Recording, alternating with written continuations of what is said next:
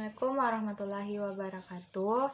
Perkenalkan, nama saya Nur Supriyanti dari kelas Rekam Medis Ilmu Kesehatan 1C dengan nomor NIM 2103155. Di sini saya akan berpidato. Bismillahirrahmanirrahim. Assalamualaikum warahmatullahi wabarakatuh. Assalatu wassalamu asrafil anbiya'i wal mursalin Sayyidina wa maulana Muhammad wa ala alihi wa ashabihi ajma'in, amma ba'du. Puji syukur kehadirat Allah Subhanahu wa ta'ala karena atas rahmat dan karunia-Nya sehingga kita dapat berada di sini sekarang dalam keadaan sehat walafiat. Tak lupa pula kita kirimkan sholawat serta salam kepada Nabi besar kita, Nabi Muhammad SAW, yang menjadi suri tauladan bagi umatnya. Yang terhormat Ibu Hajra SPD MPD selaku dosen pembimbing bahasa Indonesia. Saya ingin menyampaikan sebuah pidato yang berjudul pentingnya menjaga kesehatan mental. Hadirin sekalian, saya hormati. Kesehatan dalam tubuh bukan hanya sekedar kesehatan fisik, namun kesehatan mental menjadi aspek penting yang harus kita miliki. Oleh karena itu, tidak heran jika pendidikan jasmani di sekolah sering disebut pendidikan kesehatan fisik dan mental. Bukan hanya pendidikan kesehatan fisik. Belum lagi bahwa kita baru-baru ini mendengar banyak orang, terutama orang terkenal, bunuh diri karena tekanan yang dialaminya. Jadi hadirin sekalian, kita harus bisa menjaga kesehatan mental.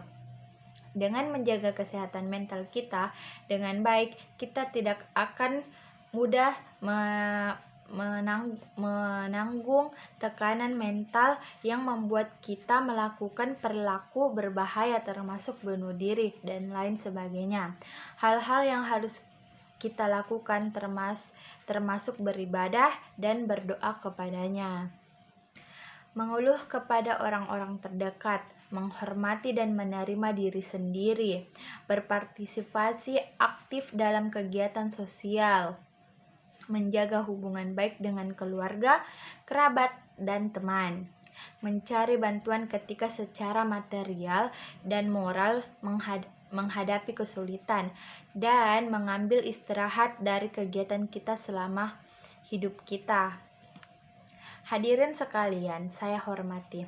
Menurut Kementerian Kesehatan Republik Indonesia atau biasa disebut Kemenkes, bahwa secara psikologis seseorang dan remaja khususnya dapat mengalami gangguan kesehatan mental melalui peristiwa traumatik seperti kekerasan dan pelecehan seksual, kehilangan orang tua atau disia-siakan di masa kecilnya.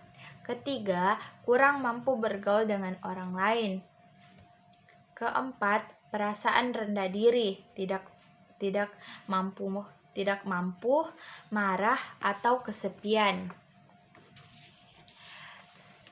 Sebenarnya dirasa penting untuk diperhatikan oleh pemerintah kita, dikarenakan tekanan dari lingkungan dan sosial kepada seseorang remaja dapat menjadikan tolak ukur remaja tersebut tumbuh seperti apa. Kita memahami bahwa setiap remaja memiliki sikap mental dan psikologis yang berbeda-beda dalam menghadapi tekanan. Ada yang kuat, ada yang lemah, dan dalam menghadapi sebuah masalah. Kita ingin dari setiap remaja memiliki kesehatan mental yang kuat,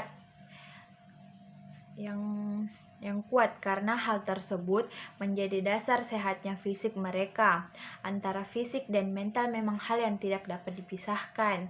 Banyak hal yang dirasakan oleh remaja jika kesehatan mentalnya terganggu, diantaranya menunjukkan perubahan kepribadian. Hal ini terjadi ketika seseorang tidak lagi seperti dirinya sendiri atau merasa dirinya tidak menjadi bagian teman-teman mereka, merasa minder atau insecure. untuk dapat bergaul karena merasa beda dari yang lain. Kedua, mengalami kecemasan, amarah, dan perubahan suasana hati. Sebenarnya kondisi ini wajar dan umum dialami banyak orang. Namun perlu diperhatikan bahwa seseorang yang tiba-tiba tidak bisa mengontrol amarahnya dan mengalami kecemasan yang berlebihan itu juga harus diwaspadai.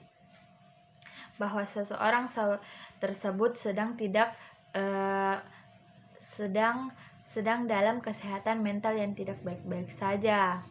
Ketiga, menarik diri atau mengasingkan diri dari lingkungan sosial. Kalau kamu tiba-tiba jadi sering menutup diri atau terlalu banyak menghabiskan waktu sendiri tanpa adanya interaksi sosial, hal itu perlu waspada karena ini dapat menandakan adanya masalah emosional dalam dirimu yang berisiko mengganggu kesehatan mental. Keempat, merasa putus asa atau kecewa dalam keseharian. Merasa diri adalah orang yang sangat terpuruk atau paling sial dalam kehidupan ini. Dan pikiran itu terus ada sampai seseorang remaja tidak dapat berpikir jernih dan susah untuk konsentrasi dalam melakukan hal-hal di sekitarnya. Sampai biasa ia tidak bisa tidur dengan nyenyak. Hadirin yang saya hormati, akan tetapi hal ini bukanlah menjadi penghalang untuk kita tidak dapat melakukan apa-apa dalam lingkungan. Jika kita memiliki kecenderungan seperti yang telah disebutkan di atas tadi, gangguan kesehatan mental tersebut ada obat atau solusi yang dapat kita lakukan. Menurut Kementerian Kesehatan Republik Indonesia atau Kemenkes, ada 6 cara menjaga dan memperbaiki kesehatan mental, yaitu mengelola stres. Stres yang sulit untuk dihindari tetapi dapat diatasi. Terus, tetapkan tujuan yang realistis. Tetapkan tujuanmu secara realistis, baik tujuan pribadi ataupun profesional.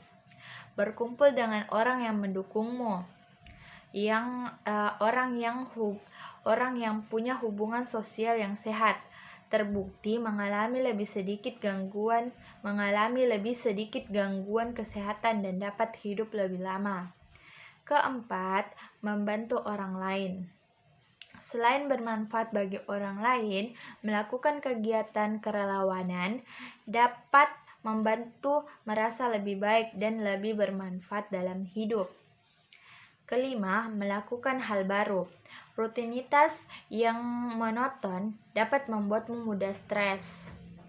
Cobalah melakukan hal yang baru seperti mengganti cat rumah, mengganti penampilan diri yang lebih baik, belajar bahasa baru, atau mengganti perjalanan pulang pergi ke sekolah, ke kuliah ataupun ke kantor. Yang terakhir, merawat kesehatan tubuh. Inilah yang paling sangat penting. Kesehatan mental tentu sangat bergantung pada caramu merawat diri sendiri. Pastikan juga makanan sehat, istirahat, minum air yang cukup, berolahraga, serta menghindari kebiasaan buruk. Dan yang paling sering susah dilawan yaitu keluar dari zona nyaman. Hadirin yang saya hormati, demikian yang dapat saya sampaikan. Mudah-mudahan bermanfaat. Amin ya rabbal alamin. Membajak sawah ketika turun hujan. Kalau ada salah, mohon dimaafkan. Billahi taufik wal hidayah, waridho wal inayah. Wassalamualaikum warahmatullahi wabarakatuh.